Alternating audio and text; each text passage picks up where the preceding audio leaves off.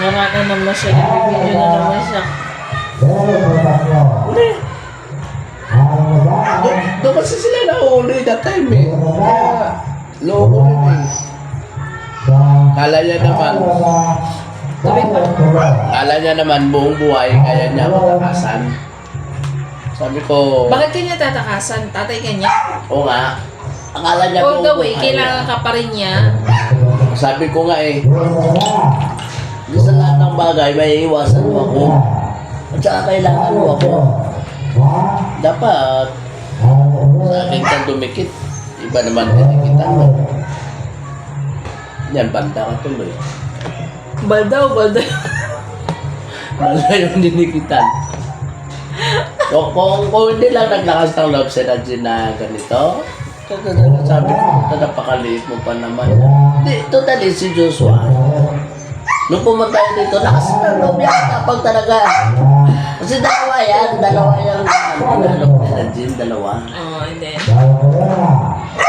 Sabi pag dumating yung dalawa, pag pipiliin kita. Papipiliin mo. And then. Oo, Sunod sino sa sa kanila. Eh, dumating yung isa na, Joshua. Tsaka nung dumating, okay na. Usapan, pinakilala na siya. Oo, tita. Hanggang sa di magkakalis na. Oo, magkakalis na. Hindi busy man ako noon. Lagi ka naman busy. Oo nga. Wala ka ng time mag-chat. Pag nandito ko lang ba? Pag nandito ka rin sa bahay. Oo. Pag umalis na, alisin ako. Nauusa ka na naman. Hindi ko rin alam. Paano ka na lang kapag wala na talaga ako sa buhay mo? Kunyari, patay na ako. Paano na yun? Ay, baka matay na rin ako eh. Bukas. Hindi ka nun. Magkasama tayo doon sa kabilang buhay. Ganun na naman ang buhay. Doon mo nakipagluluto. Bang nasa inferno tayo, doon tayo kay Satanas. Kaya sarap ng pulutan. Lagi inihaw ba? Pag nandun tayo sa inferno, nagluto kita ng kilawin na kambing. Pag wala man ang kuhan si Satanas, katayin natin. Oh my God! Buang! Ang mahirap niyan, pag nasa langit na naman tayo, kasi walang anak doon. Bawal na. Pero Pero si San Pedro, merong manok. Oo, may manok si San Pedro, tapos ayayin natin si San Miguel. San Miguel. May naman, kahit isa lang. Hinebra talaga yun ba? Oo, ganun yun. Kaya sabi nila pag namatay yung tao na lasinggero, kahit saan sa pumunta, masaya sa. Ano nga? Mapalangit man sa umapayimperno. Pero yung mga Pero totally sa Pilipinas pa lang pag na-experience mo na yung init, parang ka na nasa impyerno. Pero pag nasa banyo ka, lamig. Hindi, ang sabi naman, ang totoo naman, totoo kwento naman sa impyerno at saka sa langit. Danas naman yan sa totoong buhay.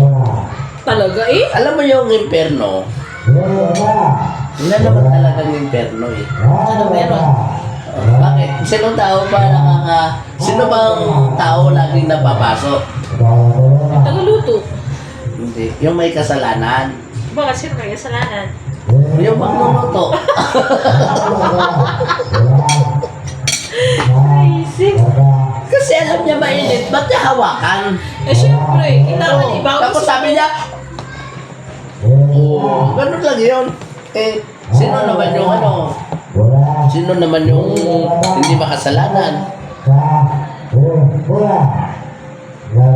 Eh di yung kumakain kasi naghihintay lang ng luto. How come? Tapos demanding pa. Syempre, pag gusto mo yung pinamamaluto mo, tapos wala. Ano yun? May purusi. Piki. Nagpaluto ka ng purusi, tapos wala yung gusto mo. Ano na?